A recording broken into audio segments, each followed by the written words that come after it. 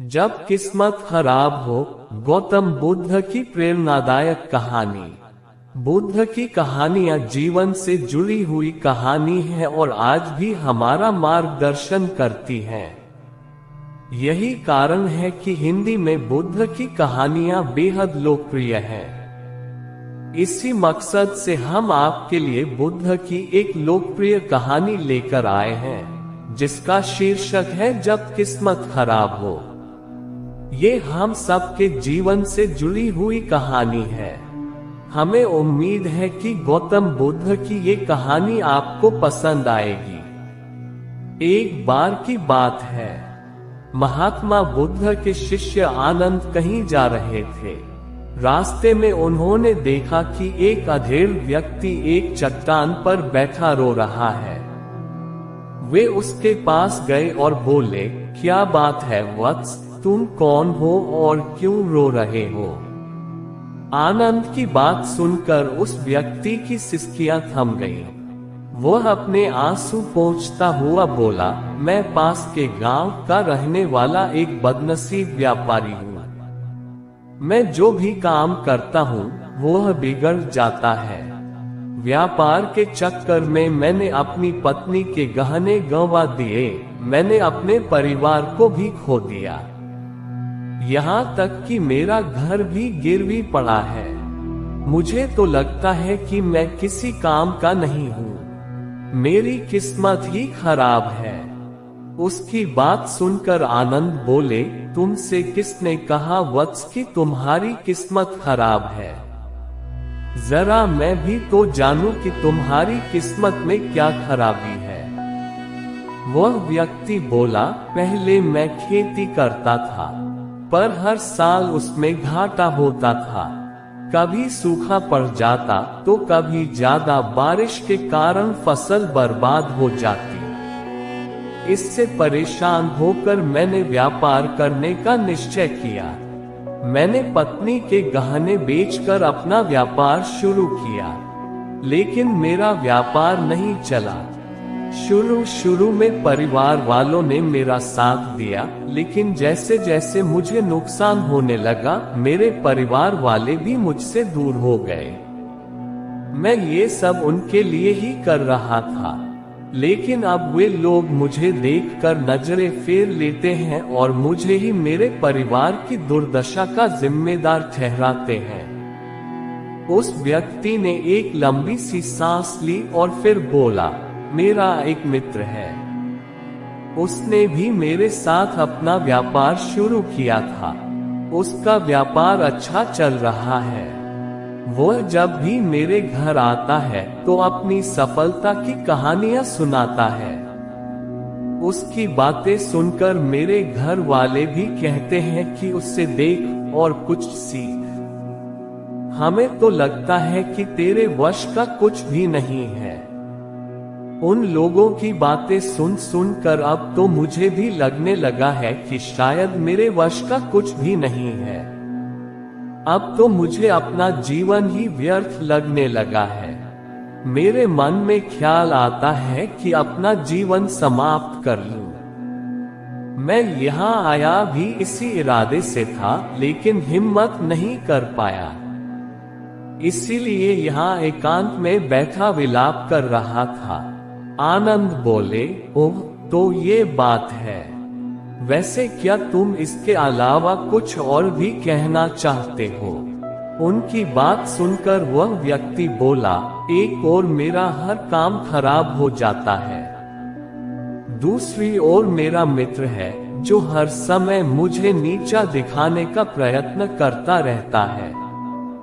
मुझे समझ में ही नहीं आता है कि मैं क्या करूं। आनंद बोले, क्या तुम अपने मित्र की बातें सुनकर दुखी हो जाते हो? हाँ, मैं उसकी बातें सुनकर स्वयं दुखी हो जाता हूँ, उस व्यक्ति ने जवाब दिया। आनंद ने पूछा, तुम्हें किस बात का दुख होता है? अपने असफल होने का या फिर मित्र के सफल होने का? उनका सवाल सुनकर वह व्यक्ति एक पल के लिए सोच में पड़ गया। फिर वह बोला, अगर सच कहूं तो मुझे अपने असफल होने का उतना दुख नहीं होता है जितना कि मित्र के सफल होने का होता है। अर्थात यदि तुम्हारा मित्र असफल हो जाए तो तुम्हें खुशी होगी। आनंद ने प्रश्न किया। वह व्यक्ति बोला, हाँ, मुझे बहुत खुशी होगी। इसका मतलब है कि तुम्हारी खुशी तुम्हारे मित्र पर निर्भर है। आनंद बोले, अगर वह चाहे तो तुम्हें खुश कर सकता है और अगर वह चाहे तो तुम्हें दुखी कर सकता है। तुम स्वयं से ना तो खुश हो सकते हो और न ही दुखी हो सकते हो।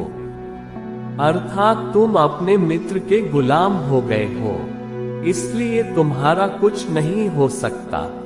ऐसा न कहे महात्मन। उस व्यक्ति ने हाथ जोड़ दिए। आपकी बातें सुनकर मुझे कुछ आशा बंध रही है। आनंद बोले, जब हम किसी से आशा बांध लेते हैं तो उस पर निर्भर हो जाते हैं। ऐसे में हमारी खुशी और दुख भी उस पर निर्भर करने लगता है। इससे बेहतर है कि तुम अपने आप से आशा बांधो। जब तुम ऐसा करोगे, साथ ही पूरे जतन से काम करोगे, तो तुम्हें सफलता अवश्य प्राप्त होगी। कहते हुए आनंद ने एक पल के लिए उस व्यक्ति की ओर देखा, फिर अपनी बात आगे बढ़ाई। तुम्हें लगता है कि तुम्हारा मित्र तुम्हें दुखी करने आता है, पर अगर विचार करो तो वह बातें तो सच्ची ही कहता है। वह अपने संघर्ष और अनुभव की बातें बताता है। तुम उन बातों से बहुत कुछ सीख सकते हो। तुम्हें इसके लिए उसका धन्यवाद करना चाहिए कि तुम्हें घर बैठे कुछ अनुभव मिल रहे हैं। तुम उन अनुभवों का लाभ उठाओ, नई शुरुआत करो, कर्म करते जाओ, हार मत मानो, एक दिन तुम्हें सफलता अवश्य मिलेगी। आज तुम जिसे अपना बुरा वक्त या बुरी किस्मत कह रहे हो, एक दिन ये बदल जाएगी। इसी के साथ तुम्हारे विचार भी बदल जाएंगे। और देखना, जब तुम्हारा अच्छा वक्त शुरू होगा, तब तुम्हारा मित्र भी तुम्हें अपनी सफलताओं की कहानियां नहीं सुनाएगा। तब वह अपनी असफलताओं की बातें बताएगा, ताकि तुम उसकी बातें सुनकर भ्रमित हो जाओ, तुम्हारा आत्मविश्वास हिल जाए और तुम गलत निर्णय ले सको। लेकिन उस समय भी तुम्हें अपनी बुद्धि का प्रयोग करना होगा। तुम्हारा मित्र जैसे आज तुम्हें दुखी करने आता है, उसी तरह उस समय भी वह तुम्हें दुखी करने आएगा। क्योंकि जिस तरह उसे दुखी देखकर तुम्हें मजा आता है, उसी तरह उसे भी तुम्हें दुखी देखने में उतना ही मजा आता है। वह व्यक्ति बोला, आपने सही कहा, लेकिन मेरा सबसे बड़ा दुख यह है कि मेरे परिवार के लोग भी इसमें शामिल हैं। वास्तव में मैं तो अपने परिवार के लिए अच्छा करना चाहता था, लेकिन वे लोग भी मेरी बात नहीं समझते हैं। वे भी मुझे गलत कहते हैं और अब तो वे मेरे साथ भी नहीं हैं। आनंद बोले, मैं सब समझ गया। तुम सांत्वना चाहते हो। वास्तव में इस दुनिया में सभी लोग सांत्वना ही चाहते हैं। हम चाहते हैं कि हम जब भी कुछ करें तो लोग हमारी प्रशंसा करें, लेकिन आमतौर से ऐसा नहीं होता है, इसलिए हम दुखी हो जाते हैं। हमें लगता है कि हमारे मित्र, परिवार वाले सब मतलबी हैं। लेकिन तुम अगर किसी को अपना परिवार मानते हो और उसके लिए कुछ करना भी चाहते हो, तो तुम्हें ऐसा क्यों लगता है कि तुम दूसरों के लिए कुछ कर रहे हो? वास्तव में तुम अपनी खुशी के लिए कर रहे हो। इसलिए परिवार के लिए कुछ करना वास्तव में अपने लिए ही करना होता है।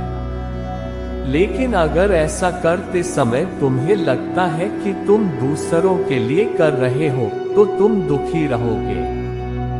और अगर तुम्हें लगता है कि तुम अपने लिए कर रहे हो, तो तुम खुश रहोगे। क्योंकि जब तुम अपने लिए कुछ अच्छा करते हो या करना चाहते हो, तब तुम्हें सांत्वना की जरूरत नहीं पड़ती है।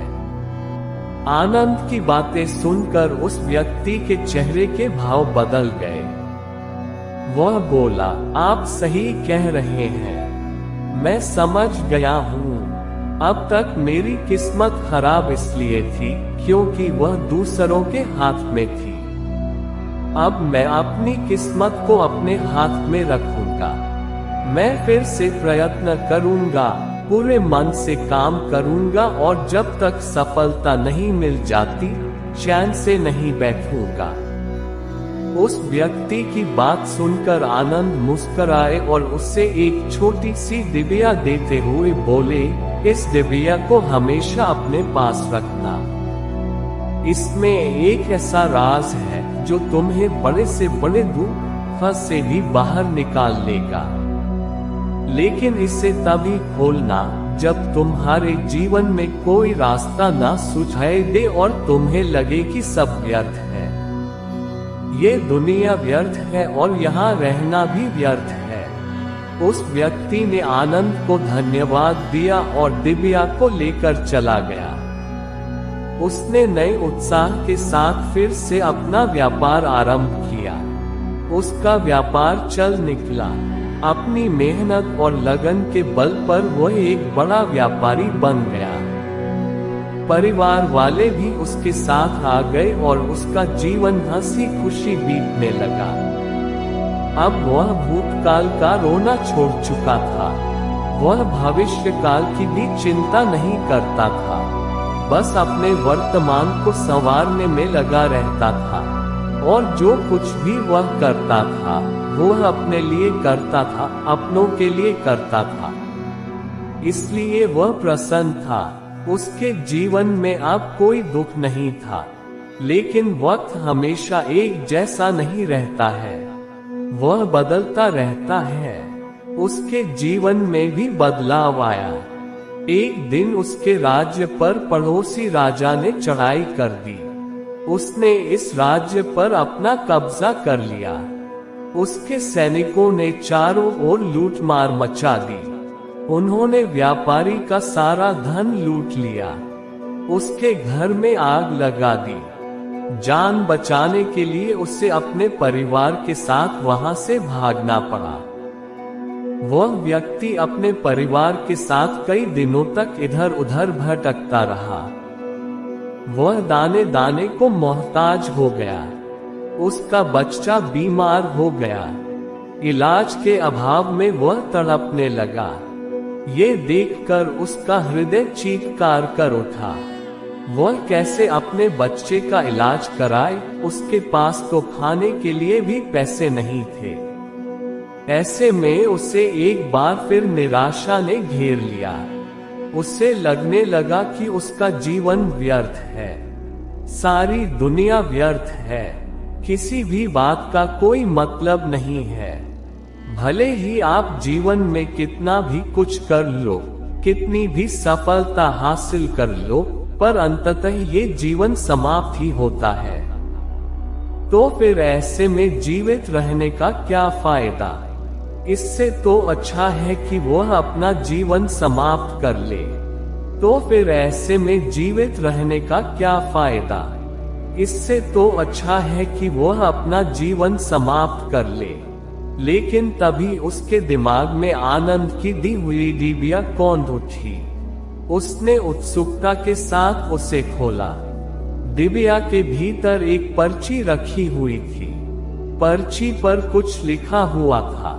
उसे पढ़कर उसकी आंखों के आगे छाया निराशा का अंधेरा छट गया और वह मुस्कुरा पड़ा। पर्ची पर लिखा हुआ था, ये समय भी बीत जाएगा। उसने डिबिया को अपनी मुट्ठी में भींच लिया और एक नई शुरुआत के लिए उठ खड़ा हुआ। दोस्तों, अगर आप भी ऐसी ही परिस्थिति से गुजर रहे हैं तो निराश न हो। अपने अतीत पर शोक मत करें, न ही भविष्य की चिंता करें। अपने वर्तमान को जिएं और उसे बेहतर बनाने के लिए सच्चे मन से प्रयत्न करें। यकीन जाने जल्दी ही आपकी किस्मत भी बदलने वाली है।